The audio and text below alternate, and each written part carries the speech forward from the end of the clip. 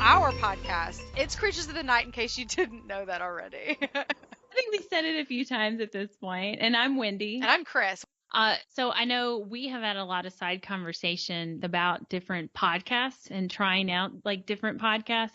I don't have any audiobooks right now. I'm on the wait list for my next two.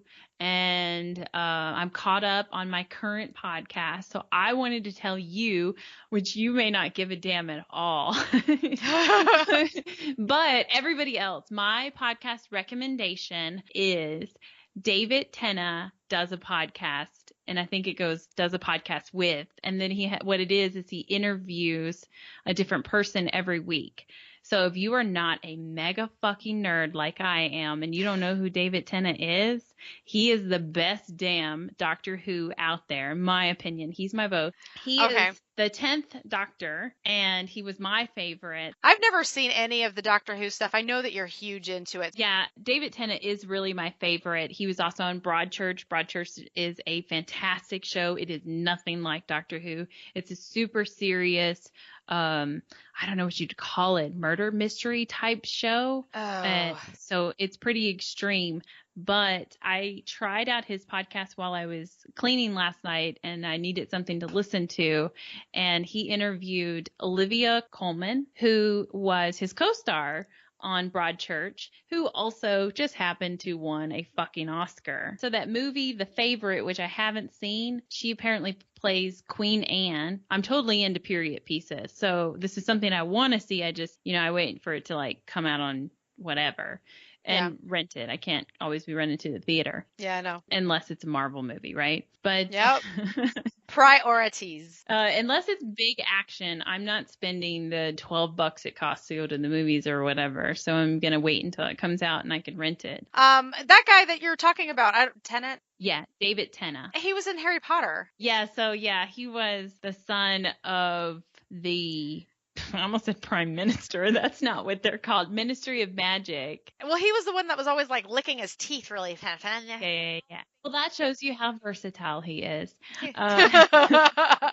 can play crazy really good. He really can. There was not too long ago, which I have not watched it. There's a movie where I think he's a fucking serial killer or something. He was also in Jessica Jones. Did you ever see that? No, I have not. I did not even realize how old he was until listening to this first podcast of his. And he said when he was born and how long he's been acting. And I had no idea, because the first time I've ever seen him was Doctor Who. But we loved him so much that when he went to Broadchurch, we were like, let's check this out. And we were like, yeah, this is definitely not something for the kids to watch. But I'm totally into it because it was a mystery. And then there's all this other stuff that he's done since then. And I love every bit of it. He's really good. And Olivia Colman, she's also been on a bunch of other like even British comedies and stuff like that. She's really fucking great. And the podcast was really cool. She brought her dog to the interview with her. And you could tell they're just like good friends too. He was like, I've got notes on you. I've got things. I have things written down about you. You don't even know I know. And he was like, and I even made some stuff up. I like that. Oh my God. If you are a just weirdo like me and love like British shows and whatnot, and just the way they say things, like for an hour to sit back and listen to these two people, I was just like, this is like amazing. It's hilarious. They just sound so damn great. With their accent stuff. Oh, he's not British. Oh, I'm so sorry. That was going to turn into a major correction. I forgot. He's Scottish.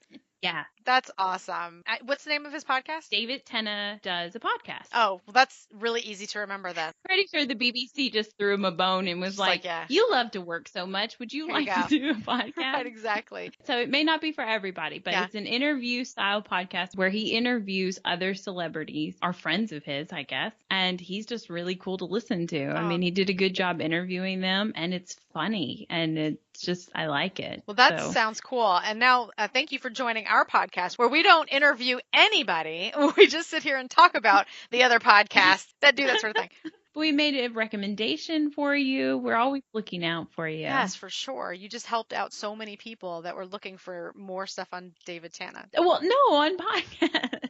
Other podcasts to listen to. Oh, yes. That's what I meant to say. Not just if That you're too. obsessed with people with great accents. Well, I don't know if you said that you never got a chance to see that. I don't know if it's still on Netflix because I know Netflix axed all of those series. But yeah, the first Jessica Jones was a pretty good one, and he was in it. So if you can find it, at least try and watch it. Like I said, I don't know if it's even still out there because they axed all of those shows. I heard Jessica Jones was a little risque. Is that correct? She's a badass. Well, I mean, the thing is everything I want to watch, it has inappropriate shit in it. So I'm not allowed to watch it just anytime I want because people just walk through my house all the time that aren't allowed to see that kind of thing. I would say there was sexual content in the show. It's been a really long time since I've seen it. So there would be that. But I liked it. I just well, yeah, because we're adults, so we like adult humor in situations or whatever. But it doesn't always work for your 12-year-old to sit and watch TV. Yeah. Nope. I do have to say though, you said something about us being adults, but just recently we had a T-shirt contest winner for the podcast, and when I was trying to put together the banner for Instagram to announce the winner, I desperately wanted to add SpongeBob.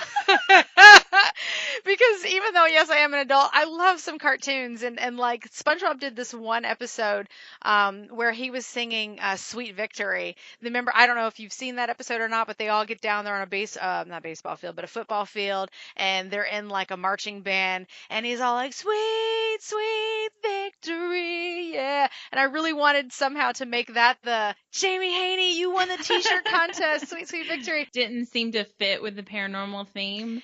I don't know if everybody gets my sense of humor. I know that in my brain, sometimes it's SpongeBob, sometimes it's demons. So it's like, I have to kind of please everybody. So I think I just put like a plain cut and dry. Everyone, it's an announcement. Yeah, but that was a great contest. We got some stories out of it. We're hoping for more stories so that we can put together kind of a regular deal of maybe once a month telling someone's story. So we're not ready to do that just yet. Yes. Send us some more stories so that we feel like we have an ample amount to make this a thing to kind of going towards the future, that once a month we replace one of our regular stories with all of your fun stories. Please email us at creaturesofthenightparanormal@gmail.com. We just want to know your side of the story and we'll share it on the podcast. Yeah. That's what JB did, and she won a T-shirt out of it. So it is a cool story. So we've said this before, but we're not joking. There's just the two of us that are the creatures of the night, but we feel like this is a bigger thing. We're all into the paranormal. You wouldn't be listening to this if you weren't. And most of that shit happens at night. Not always, but we're always into the dark and macabre. So it's a group effort. We're all a part of that group, not just me and Chris. It's everyone listening to this. So you can be a part of this podcast too by sharing your story, and we'll make that a thing that we do. Really, that's all you got to do is write us a story. We'll do all the work. And we'll do the rest of it, and you can be a part of this whole process. So you want me to tell you a story right now, or do you have anything else? I know I just bored you with some total fangirl David Tennant action, but no, you didn't actually. You threw me off there. Normally, you're always talking paranormal stuff. I know. So I was like, wait, what? What is I know. This? I just had to. I tried out. I'll tell you. I tried out some other paranormal podcasts, and I was like, oh yeah, that's okay. Yeah, that's okay. And then someone told me that he made a podcast, and I'm like, I'm sorry, what? I can listen to a Scottish man just talk to me in my ears while I clean? Love it. And it really was. He's good at interviewing, and she was great. She's fantastic. And they were so funny together. So I intentionally didn't load our next podcast so that you could listen to a Scottish man talking to your wife. That's right, because I was waiting for you to load it so I can preview it. But yeah, nope, you've helped me find that this existed. And I appreciate it. Thank you. You're welcome. Yes, now I'm ready for you to tell a story. All right. So because you know everything about me. And I have mentioned this on the podcast before, just like for like a second. I really enjoy doing outdoorsy stuff. I write my podcast out on a patio while I sun my white ass fucking legs. But never mind. I like camping. I'm a huge fan of hiking. Probably because, to me, at least, hiking is pretty simple. It doesn't require a lot of skill or thought. I'm not going to say it doesn't require any skill Yeah, or right. thought. Yeah. Depending on where you But go, it might require some skill. I mean, it requires planning in my opinion. It requires appropriate planning. Like you can plan, it's going to take me this long. I need this much stuff to survive. And these are the clothes that I should wear. And then you're a skilled hiker. There you go. There might be some really skilled hikers. I bet they're not listening to this podcast. That would argue with me on that. You're in the desert, so you have to take snake repellent. You don't take snake repellent with you. I don't even know if that works. You just are vigilant and listen to what's going on. And typically they're going to let you know if they're out there or not. But so really good clothes, lots of water, just planning appropriately. And then you can be a hiker, in my opinion. So I love looking for new hiking trails all the time. I get really bored kind of seeing the same thing, and I like to experience new sites. And I'm like one of those people that want to have seen all 50 states before I die. I mean, I want to see like other countries as well, but the 50 states seems very practical and like a cheaper goal to have. So I definitely have the goal to see all 50 states before I die. Hopefully like way before I die. Yeah, hopefully too. So I can really enjoy them too. When your mind starts slipping, I mean, it's all new to me anyways. It's all new. Hey, a psychic told me that that's going to happen. So what? That's not cool. Yeah, they told me that I'm going to kind of lose it in my 80s. Oh, well. Anyways, I'm going to see all 50 states, and maybe I'm going to find some new hiking trails, because that's what I'm trying to get at, is that I'm always on the lookout for new hiking trails. And it never occurred to me before, though, which is like so ridiculous, that I can combine my love for being outdoors and hiking with my passion for the paranormal, until I came across this article on the scariest haunted hiking trails in the U.S. Well, I have never thought of this before. Yeah. It's not like we've not talked about haunted woods and whatnot before. And that usually hiking trails are in woods. So, this should all have been put together in my mind a lot sooner. However, it wasn't until I saw this article. And unfortunately, there were no Arizona locations on this article's list. However, I did later find an Arizona trail, but it wasn't on this list. And the trail that I found it was mediocre haunted, So, but I did find some very interesting locations that I definitely have to add to my travel wish list that just grows all the time. So, Chris, strap on your thick, waterproof hiking boots. I know, because you remember when we went to the Lemp and we went looking for the, remember my boots? They were not thick or waterproof. See, because you do not plan appropriately. I totally did not. Nope. But I'm glad you warned me this time. Now I know what I'm getting into. Oh my gosh. If I still have that video of you struggling to get across that creek. Oh my God, I thought I was going to fall in. Got to post that. I don't think you have it anymore. I'm going to find it. That was so much fun. Oh my God. The caves underneath the Lemp Mansion are there. They are real. And they're so cool. Like they have the coolest rocks on the inside. And it was really nice. It was a really nice park where we found all that stuff. Yeah, it was such a lovely hike. And my very fashionable boots, not meant for hiking. Fashionable. Yep.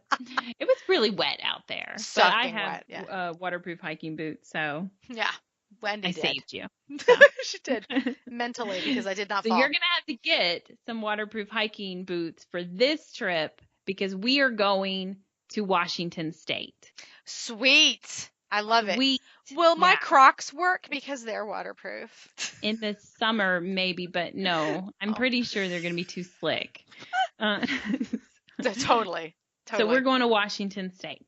Okay, here we come. First off is the Iron Goat Trail in Scenic. That's the name of the town. It's not me calling it Scenic, Washington. It's Scenic's the town in Washington. Okay. It is a gentle walk along the old Great Northern Railroad grade built over the Cascade Mountains in 1893. The trail starts out at Martin Creek's trailhead It starts as a wide gravel path with wooden bridges across small creeks, making the journey easy for wheelchairs, which is pretty fucking nice because, yeah, you don't see a whole lot of hiking trails that are set up for that. I don't need waterproof shit. Then you're going to wheel me through this one. Wait, it gets worse. Oh, no. Well, at first, yes, it is very nice, and it's a great path, and there's a lot of small waterfalls along the way for you to look at, and there's some old tunnels that you can walk up to, and then there's interpretive signs along the way that provide information on the history of the railway. So, yes, it is very nice. You can wear your Crocs for this. Yeah. But at the top, about 3 miles in, the trail intersects with the upper trail. You can go to the right and onto the Wellington trailhead for a longer hike, adding almost 6 more miles to your total, or follow along signs to Wendy Point, a crossover trail left at the junction. This is a steep switchbacking trail, which means zigzagging up a hill, which means you're going to be pumping those fucking thighs. Yep. And this is when the trail stops being fucking gentle. So no wheelchair access on that side. No. You got 3 miles of wheelchair. That was pretty nice. Now it gets serious. Oh, okay. But you'll find beautiful views of Stevens Pass.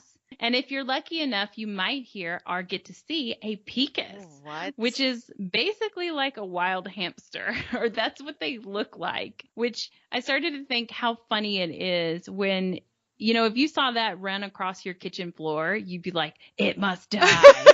But if you see it like on a rock out on a nature trail, you're like, oh my God, that's so adorable. I can't tell you how many little like field mice we see and stuff. Yes. We're like, oh my God, look at it. It's a field mice. But if it was in my house, I'd be like, oh! Right, screaming. You'd be rat poisoning underneath everything after that. You know, PETA might be after us for that, but I'm not really. I mean, I'm not saying that happens. I didn't do it. I'm just saying that's people's reaction when they see those kind of things in their house. Yeah, I love seeing it outside, though. It's totally different. Yeah. Right? I kind of started to think it's a little like ghosts, though. If you were to see a ghost on a haunted hiking trail, you'd be like, oh, there's a fucking ghost. That's pretty amazing. But if one was watching you while you slept, you'd be like, that's a fucking problem. Sage.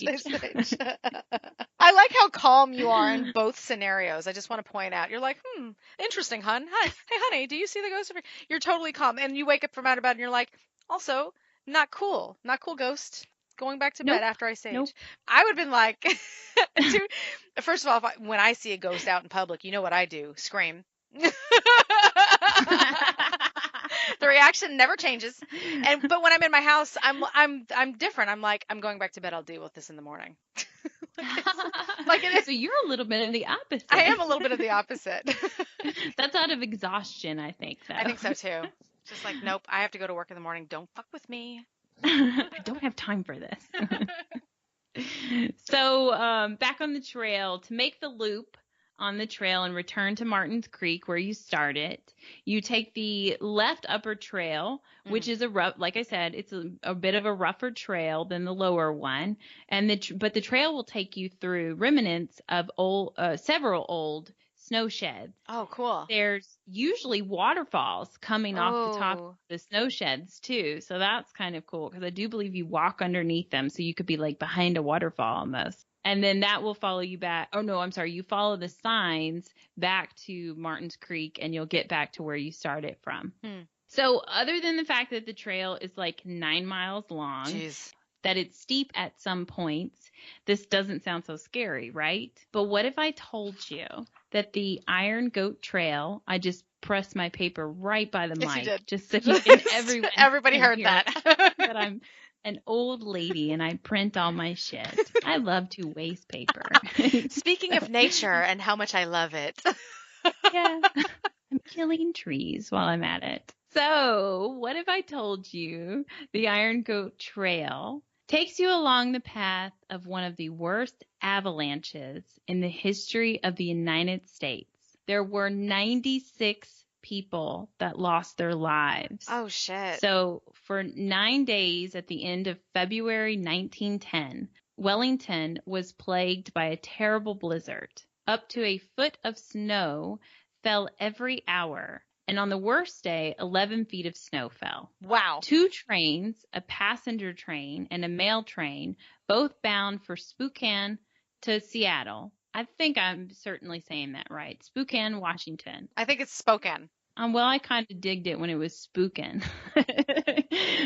But you're right. It's Spokane. Yeah. Spokane. That's exactly how it's spelled. But, okay. So 2 trains, a passenger train and the mail train, they were both trapped in the depot in Wellington. Wow. Snow plows were present in Wellington and others were sent to help, but they couldn't penetrate the snow accumulation and repeat avalanches that kept happening along the stretch of tracks between Scenic and Leavenworth. Wow. Late on February 28th, the snow stopped and it was replaced by rain and warm wind. My God. Just after 1 a.m. on March 1st, as a result of a lightning strike, a slab of snow broke loose from the side of Wendy Mountain during a violent thunderstorm. I don't even understand this. I mean, like, you live in a snowy place. Yeah. Is this a thing to go from snow to thunderstorms? Yeah, actually, we do have that in New England, and it's weird because it creates this fog that you just can't see out of. It's raining on top of because it's warm coming down on the cold, and it's so hard to drive through, and it's such a mess. I was reading this, and I was like, I'm sorry, is Washington some kind of special winter hell I've never heard of before? Yes. Because this is insane. Chris has never reported any of this back to me, but I guess it just seemed all kind of normal to you because it keeps happening. Where I'm like, what? For one, it is in the 2000s, and you're talking about 1910. So while it is some definite special winter type hell, as you so lovingly deemed it, I don't think that they were able to really deal with that sort of thing back then, like how we do now. Like, our plows are pretty intense. I don't think they had that kind of shit back then. No. Have you ever seen videos of a train plow? Yes. It's really cool to watch the video of it. It's not really cool to be stuck on the tracks and in those situations like these poor people were. And I imagine they didn't have the force that they do now or whatever. They are I don't know. Yeah. I'm sure it wasn't equipped for it. Not to mention the snow just kept coming, and then all this other weather. It was bad. It was just too much for them to contend with. And then the lightning strikes and it drops the snow, a 10-foot high mass of snow, half a mile long and a quarter of a mile wide, fell towards the town. A forest fire had recently ravaged the slopes above the town, leaving little to impede the avalanche. There were no trees to stop it, so it was just coming. This is a really bad situation. It's not getting any better. Horrible situation. The avalanche missed the Baylitz Hotel, but hit the railroad depot. Most of the passengers and crew were asleep aboard the train. The impact threw the train 150 feet downhill into the Tye River Valley. 96 people were killed, including 35 passengers, 58 Great Northern Railroad employees on the train, and 3 employees from the depot. 23 people survived. They were pulled from the wreckage by railroad employees that were staying at the hotel that had immediately rushed to their aid. However, rescue work was then abandoned after they helped those 23 people, and they feel like they got everyone that had survived. Because of the horrible weather, they couldn't continue digging. Yeah. So it wasn't until 21 weeks later, during late July, that the last of the bodies were retrieved from the wreckage. Damn. Wellington was quietly renamed Tye during October because of the unpleasant association with the old name. In the same month, the Great Northern Railroad began constructing the concrete snow sheds, the ones I talked about that's on the trail and everything. Those didn't even exist before. So they started building those after this on the nearby tracks. The depot was closed when the second Cascade Tunnel was completed in 1929. The town of Wellington was then abandoned, and eventually burned Yeah. by the railroad company. I guess that's like what they did, instead of, it's like high up on a mountain. So instead of like dismantling everything and taking it down or whatever, we'll just burn this here. Okay. So it wasn't like a final fuck you guys. I don't know. I mean, maybe that was their sentiment on it, but that's how they handled things back then. So I'm not opposed to the idea. Hikers have shared tales of hearing voices, screams, sounds around the crash site near Tie Creek and the now ghost town of Wellington. Some have even reported of feeling invisible hands touching them and even claimed to have seen full body apparitions. That's crazy. Yeah.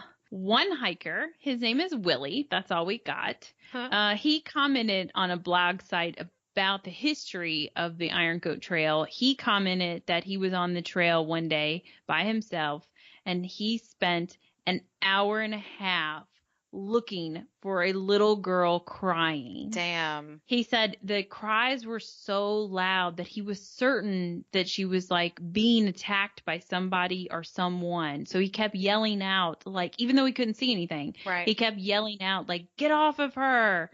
But he didn't know, he really didn't know where it was coming from. He just kept hearing cries, and he searched around for all this time. And then eventually it gave up, and later he went back and he told everyone that he knew, and he found out that was a common occurrence that happens. Poor Willie. On the trail. That's so sad for Willie the hiker. So he spent an extra hour and a half. This hike is 9 months. Is long enough, and now he's spent an extra hour and a half looking for some girl that doesn't exist. Man, I bet he was like, fuck that hike. He probably was. Not doing that again. Yeah. I know plenty of hikes that you're like, that was hard. I'm never going to do that again. So add in some like debacle of like trying to find a ghost little girl. It's like, I don't have time for this shit. No, because you're kind of like, now what if this is the one time it's a real little girl, so you can't ignore it. You have to search. So yeah. Willie said, and I quote, I was never afraid of ghosts. I am now. I will never go there again. Damn. That's how serious he was about it. Or like I said, he was like, did it once. Now he's going to go look for a new trail. So, he's going to take the long way around. Yeah. He's from like, now on. Well, he's like me. Maybe he doesn't want to like repeat trails. So another hiker, his name is Tim. He wrote a blog on his experience at the Iron Goat Trail. He said that he was a curious fellow, and he went past the barricades at the edge of the collapsed section of the tunnel along the trail, because actually you're not supposed to go in the tunnels. That's the rule, and it's posted everywhere that they are unsafe. They are kind of caving in, but Tim, like ourselves, very curious, ventured past those barricades to check it out. He got to the point where he could see rubble piled up to the ceiling, and he noted that it smelled like rotting trees, which I guess that sounds normal. He reached for his cell phone so that he can take a picture, and then he felt as if the ground dropped a few inches below him and started to rumble. Nope. Wait, what year was it where this guy was? Because I'm sorry, when you said cell phone, I was totally thrown off. Oh, this is not too long ago. Oh. I don't have a year for you, but this wasn't a very old article. So in the 2000s? Okay, sure. So he was very concerned when it started to feel that way, that it was an earthquake. Oh my God. And so he turned towards the opening to get ready to book it out of there. But he took a few steps, and then he fell to the ground because he's feeling this motion, and he cracked his knee on the tunnel floor. This sounds like me. This is me. Well, on top of that, Tim notes that he just recently had ACL surgery on his knee. Oh man, damn. So that fucking like debilitated him basically. He couldn't get back up after that. His knee hurt so bad. And so he just kind of rolled over and propped himself up against the side of the tunnel wall. And he was like sitting there holding his knee. And the rumbling just kind of got louder and louder and louder. Then the sound just suddenly stopped. Then he says it felt like he couldn't breathe. And it got really, really cold. Oh, wow. So then he mustered up enough like air to shout out for help. And a young lady was standing at the opening of the tunnel, and she heard him, so she came running in And when she got to Tim and stuff, he didn't explain like what had happened. He didn't tell her about his crazy experience, basically. He just said, oh, I was foolish to go inside and everything, and I hurt my knee. Yeah. And the young lady like helped him back to his car, and he says he's never gone back to the trail since then. He's lucky as fuck that it wasn't Willie returning to this fucking hike, because had Willie heard somebody screaming up in there, he'd be like, nope, we've already done this. I'm not falling for it again. Because he's really lucky that it was this woman, because it could have been anybody who'd known the stories and known that there's screams that are said to have been heard. Yeah, and would have ignored it. Would have been like us standing on the outside recording it. Who's here with us? Can you tell and us your like, name? Help, I hurt my fucking knee. That's weird. So weird. Did they have ACL surgery in 1910? I don't know. No, I was thinking more along the lines, that girl is fucking lucky that Tim's not a goddamn murderer. Yeah. Because after I read it, I thought this is the perfect setup for some girl to be like, oh my God, do you need help? Yeah, right. And then he's like, stab, stab, stab. And she never makes it out of the tunnel you're never supposed to enter. So how many people actually break that rule? Yeah.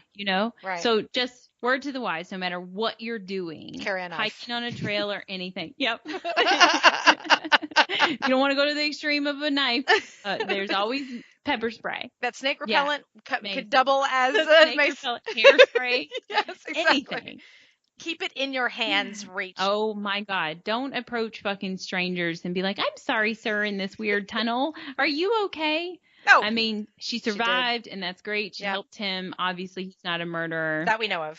Yeah, be a paranormal investigator instead and stand outside the tunnel and ask questions into the tunnel. I mean, Tim wasn't going to die. Eventually, we'd be like, wait, I think that's a person. We will call you some help, sir, as we walk away. Call the park rangers and get your ass in trouble. You ain't supposed to go in there. Right. So Tim and Willie, they refuse to return to the Iron Goat Trail. On the other hand, I think Washington State is gorgeous. And I love the idea of the beautiful mountain views and unexplained ghost avalanches. So Iron Goat Trail makes my list of must experiences. I think I said to you earlier that Oregon was already on my list. Well, Washington is like right next door, right? They hold hands. Yes, pretty much. And I think they somewhat look alike too, but yes. I mean, like in landscape and whatnot is all I'm saying. So beautiful and haunted. Yes, love it. So our next stop is to the Spruce Railroad Trail in Olympic National Park. This hike begins at the old orchard, chock full of maple trees, dripping with moss. Then drops down to a path that follows an old railroad built during World War I for the Spruce Production Division. And they transported materials from the Western Olympic Peninsula to the aircraft industry. Oh. It was completed in 1919, a year too late for its intended purposes for World War I. Dang. So the trail along Lake Crescent in total can be like 20 miles long. Okay. However, it sounds like it's broken up into different sections with various trailheads along the way. So which means you can make it like as short as 4 miles. Most people talked about like 9-mile hike or whatever. So I guess the best experience on this trail around Lake Crescent, you're going to need to go probably the 9 miles. Okay. For the good stuff. The good stuff. The trail is great year round, as you can admire the snow-capped mountain peaks during the winter, watch leaves change during the fall, and soak up the sunshine on the summer days. One of the most popular spots along the trail is the Devil's Punch Bowl, which, I know, it just sounds kind of weird. I mean, sounds awesome. The Devil's Punch Bowl. I hope it was spiked. I mean, for it to be the Devil's Punch Bowl. It better be. Better be. Really good shit. Yeah. That's like tequila in there for sure. Man, yeah.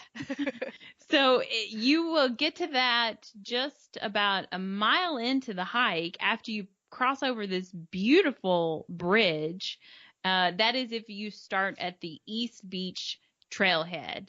And the Devil's Punch Bowl is an area where thrill seekers like to jump off rock cliffs sides Oh. down into the lake during the summer months. Have you ever done something like that before? Me? No, I don't have the balls to do anything like that. I know. So I have, but not like to the level of probably what this is or anything. I don't know how tall the cliff was that I jumped off, but it was not that tall, I will tell you. And I was like, no big deal. That's nothing. And we climb up there and we're all ready. And I'm like, I'm going to die. I'm going to die. I'm going to die. It was so concerning. I was shaking by the time I actually made the jump. And then I immediately got out of the water, wrapped myself up in a towel, and I was traumatized. So I can totally see that. I would be the only person to break something in that jump. A whole group of us could have gone. Look, you remember in Jurassic World where the dinosaur is chasing them and they come to like a cliff and they've got to jump?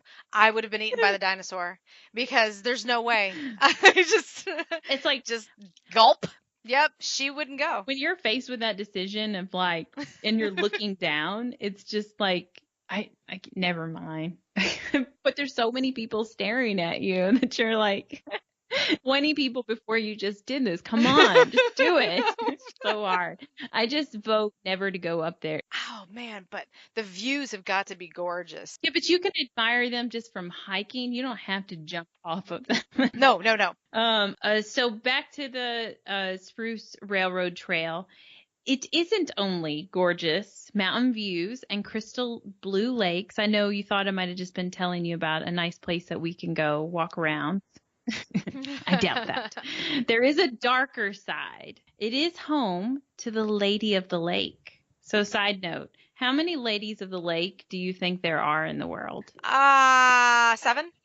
What do you think like a party would be like if they all went to it together? I think they would be pissed off that there was other ladies of the lake. They'd be like, nah, bitch, I'm the lady of the lake. And she'd be like, girl. You know, I think it would be like one of those kind of functions. Absolutely. I totally envision it. They like are just like sipping their drinks in the corner, judging each other's like clothes and backstories and stuff. That's so funny.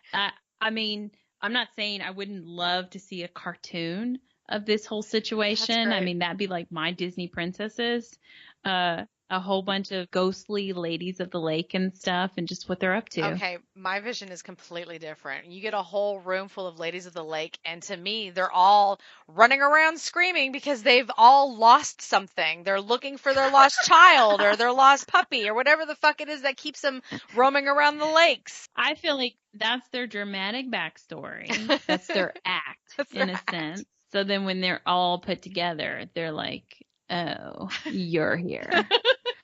Well, you lost a child, but I lost a husband. You know, I don't know, whatever.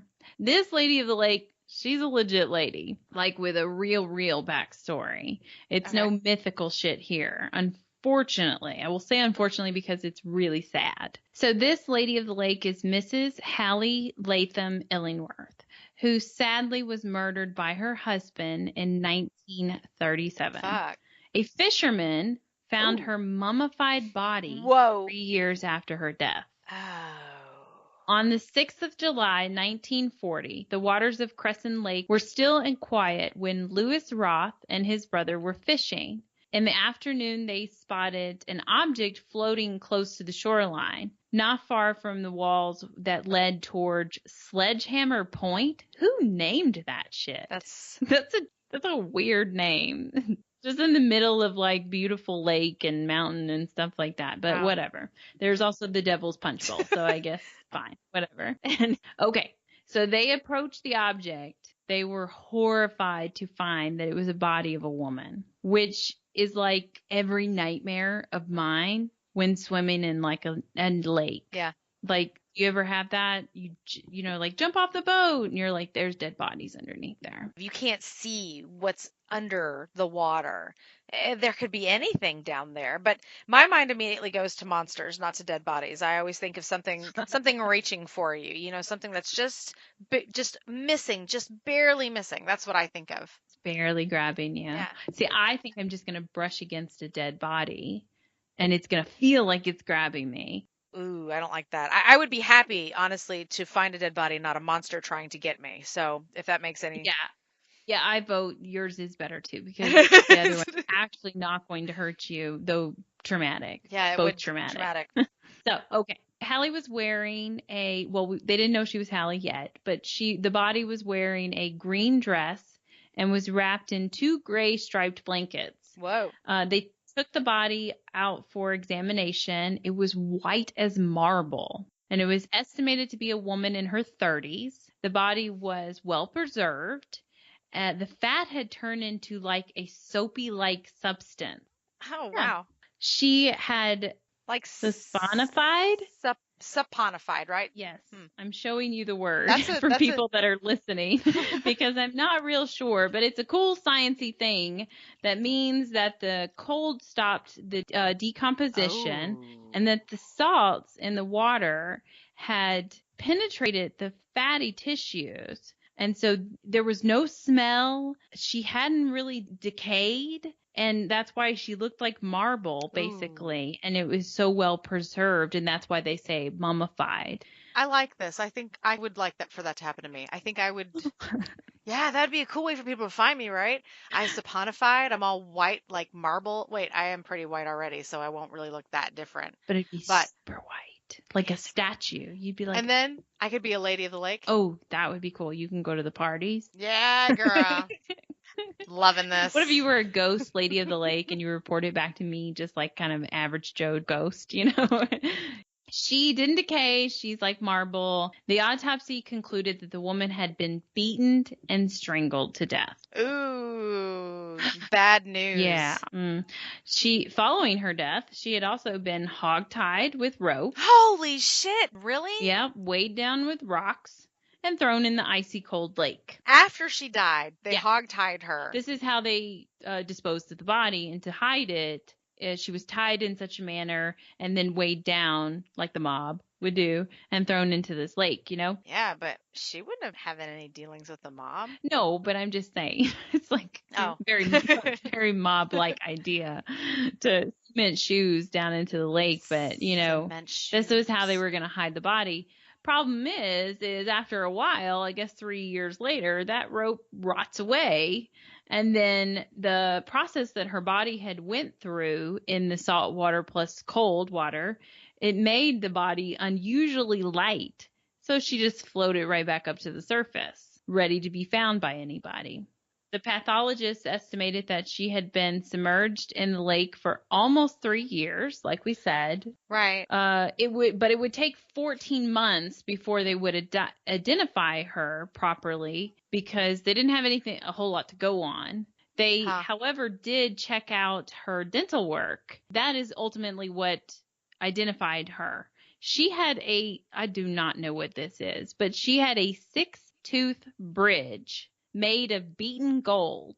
They circulated. This is amazing, though. For the time period, I'm really impressed that they did this. They circulated pictures of this unique bridge to over 5,000 dentists all over the country, not just in their area. So a dentist in South Dakota recognized it immediately, and he's the one that helped identify her. Wow. 38-year-old waitress of Lake Crescent Tavern, Hallie Illingsworth, is who they identified the body to be. Her body was exhumed because they had, found it, and they didn't leave her out for 14 months. They had buried her as an unknown person, and then they exhumed her body and identified her properly.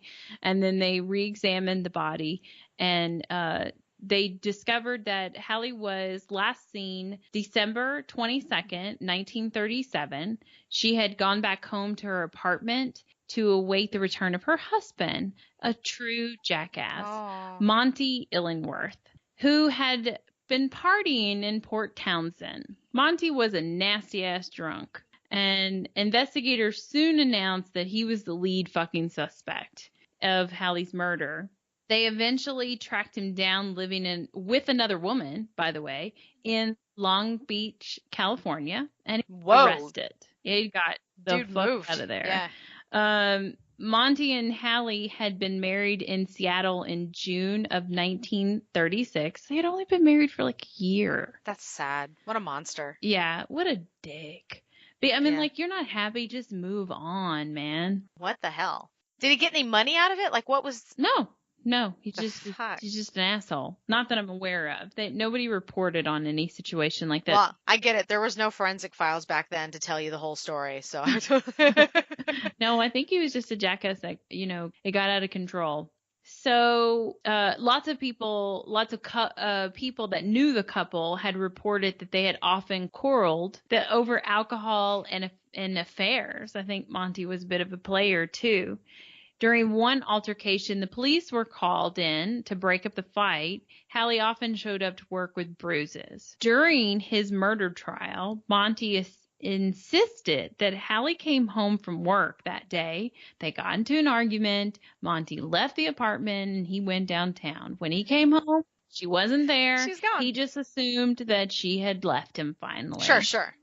But left all of her stuff there. So weird. Didn't take anything with her. How strange. He told the court, because the subject of abuse came up quite often, he told the court that it was normal for couples to get into physical altercations. No. Yeah, no, that's not normal, actually. That shouldn't be happening on either side. No, you're supposed to calm your ass down. Ultimately, Monty was tied to the murders by the rope that was used to hogtie Hallie. Earl F. Emos, manager of the Port Angeles Distribution Company, which had employed Monty, took the stand to identify the rope as one that he had lent Monty, and Monty never fucking returned to him. I mean, who is really paying attention that closely to their ropes that they're lending people? I mean, Earl is, because he's a thank serious God. businessman, and he was like, that shit cost me money. For real. And probably Monty vamped out after that too. Yeah. So he's like that. He took off and never repaid me for the shit I gave him. Or he just thought he did that. So he just went ahead and made that story up. I'm not really sure, but what's there? But Monty was convicted of second-degree murder and was sentenced to life imprisonment in the Washington State Penitentiary. After serving just 9 fucking years behind bars. Did you hear me? I said he was sentenced to life. However, after 9 years, Monty Illingsworth was allowed to be paroled and returned to California to live until his death in 1975. I hear so many times where these fucking guys get out for good behavior or overcrowding or whatever, but the guys that are murderers, what the fuck are you thinking? They are murderers. Keep them there. Violent attacks should not be treated so fucking lightly at all. Right. I agree. And we got second degree murder because they put it as like I bet you $1 million. They put it as like a crime of passion. It just happened as they were having this fight. It just got out of control. He beat her ass all the time. He hogtied her and threw her in the water. You don't call that premeditated? Right. I mean, I realize it probably happened and then he was like, oh, didn't know it would go that far. But at the same time, maybe you shouldn't have been beating on her ass all the time. Really, it's so fucked up. But the fact that he hogtied her, to me, makes me think that she was still alive when he got rid of her. Because why would you tie her hands behind her back to her feet unless you don't want her to... Well, I think that it was just a way of tying her up with the weight to have her sink properly. That's just my opinion. I could see where that is like an idea, but still, just the fact that he hid the body. I mean, people don't get charged with first-degree murder just because they disposed of the body in such a manner that they never wanted it to be found. Whether it was a crime of passion or not, you took the extra fucking steps for this to never be figured out. You weren't just like, oops, that shouldn't have happened. I should confess my sins or whatever. You made a point to try to get away with it forever. So Hallie likes to hang out on the Spruce Railroad Trail. She hangs out around about the 8-mile marker of the loop of the trail. And to this day, hikers claim to see a woman wandering around the lake. Some say that she looks like a corpse, kind of like what she looked like when she came out of the water. And then others say that she looks like a beautiful lady in white, but she is often seen crying. Aww. And as soon as you approach her, she may vanish right before your eyes. However, Some claim that they get close enough to her that she grabs their ass and tries to drag them into the lake. Ooh. I don't blame her for being a little disgruntled. I don't either. No. And going back to your comment about how sometimes she's a beautiful lady and sometimes she looks like how she was found. I mean, look, women don't always like to get dressed up and pretty. I'm just saying. I mean, sometimes I go shopping and I probably look like a corpse too. I'm just saying. Let's be real. Sometimes she just doesn't feel like putting that much energy into her Right. apparition. And then sometimes you know? she's just pissed off at men and she feels like they need to go down into the water with her. Look, I'm digging this lady. I like her. Yeah. I think I would like to investigate her. I feel like she might be trying to trick them sometimes, and then other times she's just in her true form. Maybe she's trying to scare the fuck out of them. I don't really know. I like her. But apparently cars don't fare much better than hikers on the road. Over the years, there have been multiple reports of cars that end up plummeting into the lake. What? Some believe that it's because they're swerving to avoid hitting a ghostly-like figure like the Lady of the Lake. Damn. It said that if you are on the trail at night, you chance being chased by her. But on a lighter note, some people just report that they've seen like interesting, weird floating lights over the lake. And then lots of people have reported they hear disembodied voices along the hiking trail, both day and night. Interesting. So with a history like that, plus amazing lake and mountain views, the Spruce Railroad Trail 100% makes the itinerary for this trip to Washington State. I'm with you so far. Right? Yep. So lastly, I've got one more little place for you. Okay, good. Because you've almost talked me into buying a pair of Keens. So lastly, between our 2-day hikes, I found us the perfect camping ground. Fort Worden State Park in Port Townsend is kind of between both locations. It is more near the Spruce Trail Railroad than it is the Iron Goat Trail, but it's between Seattle and the Olympic National Park. So I think it's a good location for us to kind of be in between the action. While today the park plays host to workshops and festivals and family reunions and all that stuff, the Fort Worden of 100 years ago was home to 1,000 troops and officers training to defend the Puget Sound from potential enemy invaders. Okay. So Fort Worden, Fort Flaggen, and Fort Casey, with their big guns and strategic location, once made up the coastal defense system known as the Triangle of Fire. Ooh. I don't really know why they called it a Triangle of Fire, but somebody was being dramatic. Sounds triangular. Yeah. Fort Worden features more than 2 miles of spectacular beachfront and high bluffs and just spectacular views of the area. Chris, this is like the coolest campground I've ever heard of. It, of course, has the remains of the old fort. It has these hidden gun emplacements. There's an expansive parade lawn where the troops would have prepared and stuff. And there's restored Victorian era officer homes. Cool, yeah. You can stay in barracks turned dormitories. Shit, that's awesome. You can rent out a commanding officer's home. Whoa. Or a castle. You want to rent out a castle? Yes. Because you can. That's what I want. So, or you can camp along the beach, which is my, I kind of feel like that's my jam almost, because you can fall asleep listening to the waves crash on the shore and stuff like that. The castle must be shit if you're choosing the ocean over the castle. Yeah. Yeah.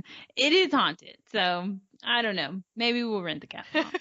Maybe I just really like being underneath the stars. I'm not sure. But for entertainment, there's also a coastal artillery museum that you can visit. Ooh. Along with tours of the commanding officer quarters that have been restored and furnished in keeping with the Victorian era, like that 1890 to 1910 area. And it provides a glimpse into life, what it was like on the fort when it was, happening and going on. Also, there's the Port Townsend Marine Science Center within the park. I mean, I was nerding out at all the options in this park for things to do. It sounds so cool. Right. Plus, you can camp right by the water. Yeah. Oh, and did I mention that there's ghosts? I forgot to tell you about that. You haven't yet, but I had a feeling. I was leading up to it. Not just that there was a science center, which I am kind of a nerd for. I love ghosts. There are totally ghosts here. So that castle that I was talking about, it's called the Alexander Castle. It's the oldest structure within the park. It's not what you would call a true castle. It's like one castle tower that's like attached to a normal looking house almost. It's kind of odd looking in my opinion from the pictures that I saw. But it was built by a Scottish suitor for his lady love. Aww. Who ended up marrying another man. Damn. Probably because she was a gold-digging bitch, and she was like, that's not a real castle. I was just going to say, you call that a castle?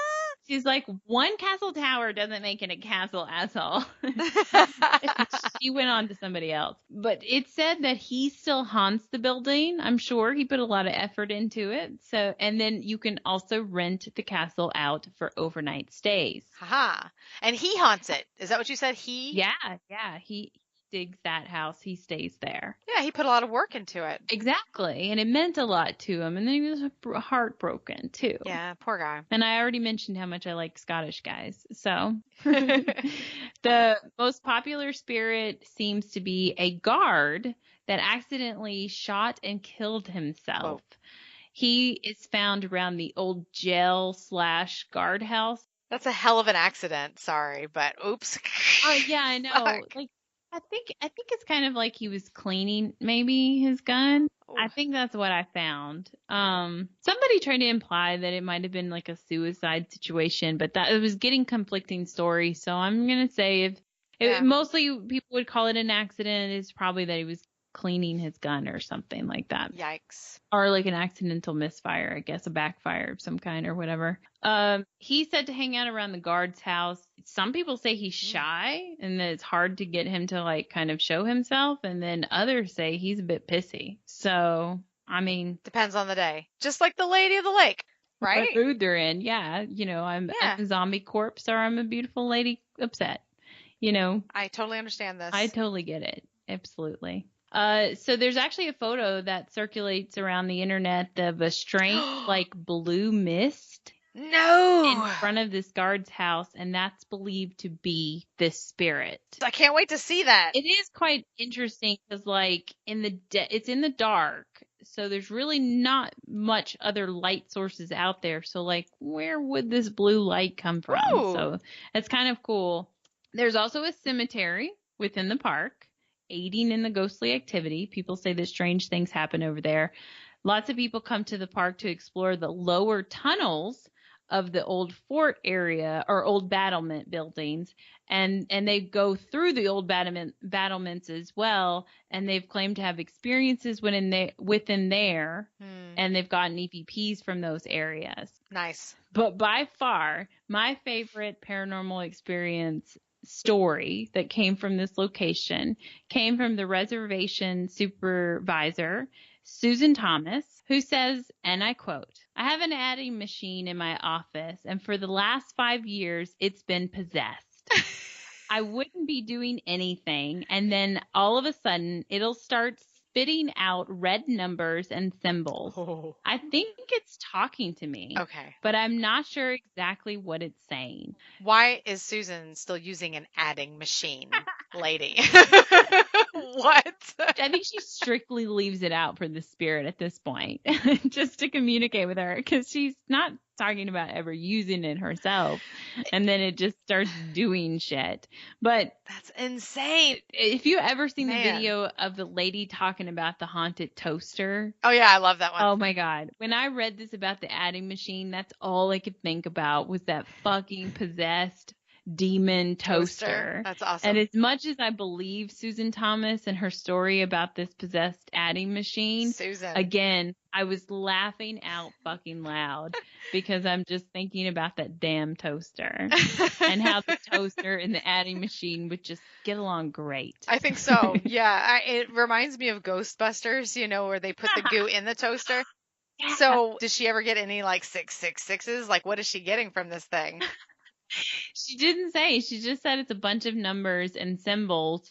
And she's like, I think it's trying to talk to me. And it's just like, she takes these notes home and tries to decipher them and probably gives up. It's hilarious. I'd love to come help her if she is still having this problem. I love it. Like, honestly, the image of this lady looking at those, like those long rolls, and she's got like 400 of them, and she's just like, she's got her glass of wine there, and she's just like, oh, Hank, I just can't do it anymore. I've just been staring at these adding machine tapes for hours, and I know there's a message here. I just can't figure it out. I love her. I do too. This is my kind of woman. She needs to write a book. This would be a great story. So that's that's our hiking trip. I wish it wasn't something that we just had to take in our mind. I fell in love with the views from all these trails. And then on top of it, you tell me there's ghosts. And I'm just like, I must go. When's the best time to visit Washington? This is a total must happen.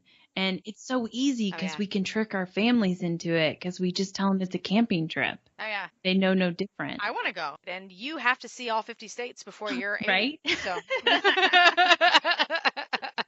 I love the hiking. So, yes, I'm circling back to the very beginning when you were like, get your waterproof boots strapped on, because I didn't have waterproof boots the first time we went hiking in a very historic, somewhat haunted location. It's one of those that, we took that hike because it was a part of connecting with the whole of our experience in our investigation, like how we visit cemeteries before we go to the homes where these people have passed and stuff like that.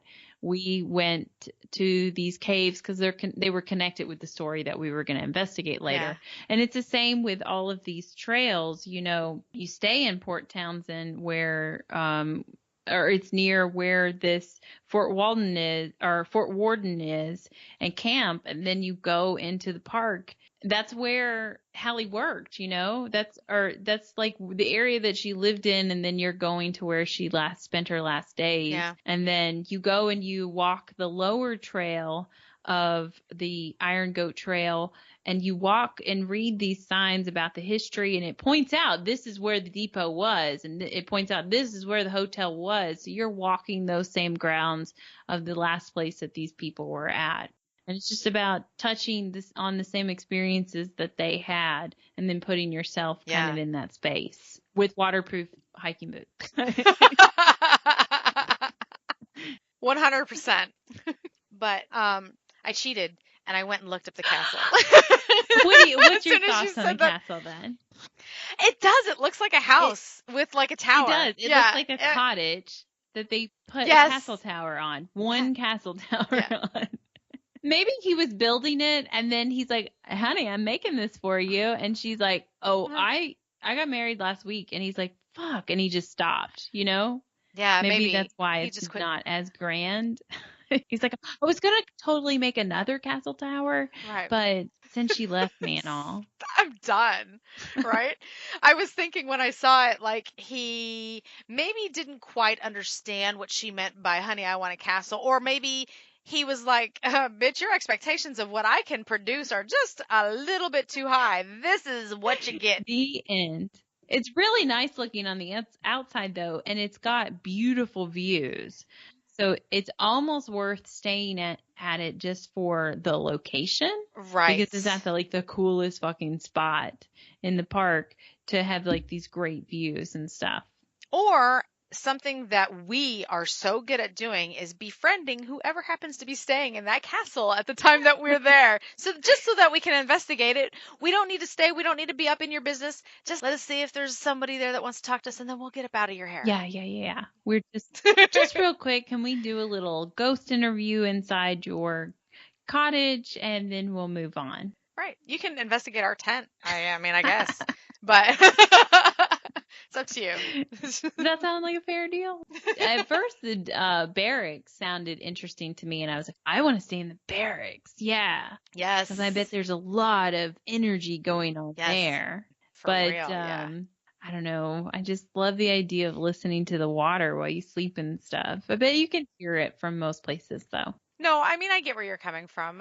When we stayed off the lake. Of course, it's not the ocean, but off of Lake Winnipesaukee, it was very nice hearing the lake in the background. It's peaceful. It is fucking cold. Didn't you camp somewhere though in California? Oh my God. Don't remind. Listen, like I've said a million times before, I love California. When we stayed in Carlsbad and camped, you could hear the ocean waves very well. And it was a normal temperature. It was a little chilly at night. I think we had gotten some rain. Maybe we didn't actually. I don't remember. It wasn't that bad. It's a little chilly at night, but okay. It's Carlsbad. It's Southern California. You go up to Half Moon Bay, Northern California, and it was rainy when we got there.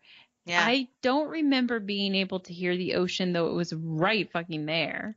And it was gorgeous, too. But it was so wet and so cold that we were like miserable little wet rats, like at our campsite. So not a good experience. I mean, it was beautiful. I remember that it wasn't raining at one point. We were out on the beach and the sun was going down and it was gorgeous. But it got, a little drizzly and the cold coming off of the ocean. And we were about climbing into the fucking fire to try to stay warm. Oh man. Well, good point for you to make because Oregon, Washington area, they get a lot of fucking rain. Yeah. Yeah, actually. So let's stay in that fucking castle. I'm so glad you brought that up and brought me back to reality.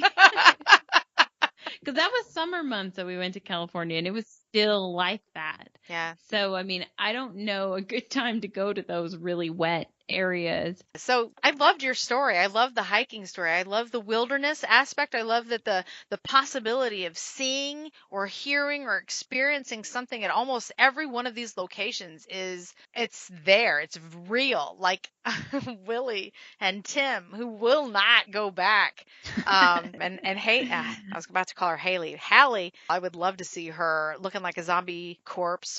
Well, yeah. I mean, like, I wonder how many people that have had this experience that have seen her apparition. What if they don't know her story? So she just catches them off guard and they're totally terrified by her. But had they known that she was a beaten, murdered wife, would they be like, oh my God, Hallie, I want to talk to you. I want to help you. I want to tell you that was awful. What happened to you? Would she be like, okay, I won't drag you into the lake then. Maybe we can just sit here by this rock and talk a little while. So these guys, they're getting grabbed and they assume that some monster is lurching out from the water and trying to drag them back in. But what if she's basically like, help me, this is what happened to me. Yeah. Help pull me out of this, but in the process she's pulling them down, And their story is she tried to pull me in. They don't know the full story. Probably all that she wants is to be heard. Or like even what you said when you said that it was weird that she had to be hogtied and stuff after she was dead. Yeah. What if she wasn't? What if she was just knocked out? Yeah. Oh, I hate that. And then she actually ended in that lake, drowning in the water or whatever. Man, that's a hard story. It's a nightmare, and that's awful. Both of those situations, like what if people were still alive in that avalanche and then they just stayed there to live out their last few moments? 21 weeks too. Yeah, nobody digging for them anymore. It's just all very traumatic. But damn, the mountain views are beautiful. I say that very jokingly, just trying to make light of the situation. I'd like to go there and experience just Mother Nature and the beauty of it, and then also see if there was anything that we could do to kind of help the ones that feel left behind. Yeah, and those damn pikas. Got to see those. Oh, don't forget about that. I'm going to bring them some little food.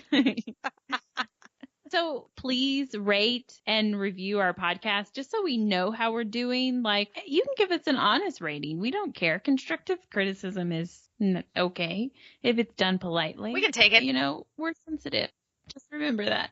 And if you want to leave us any messages pertaining to the stories that we are discussing, or if you just want to tell us your random story, we love random stories. We love telling them ourselves. We do. So if you will go to our forms of social media, like on Twitter, you can go to COTN Paranormal. And that's on Twitter and on Facebook. And then if you go to Instagram, it's COTN_paranormal. And then you, like I said, you can leave us comments. You can message us. You can email us at creaturesofthenightparanormal.com. And thank you for listening tonight, whatever time it is for Whenever. you. I hope you enjoyed it. And that's it. That's all I got for you. Thanks for listening, guys. Bye. Bye.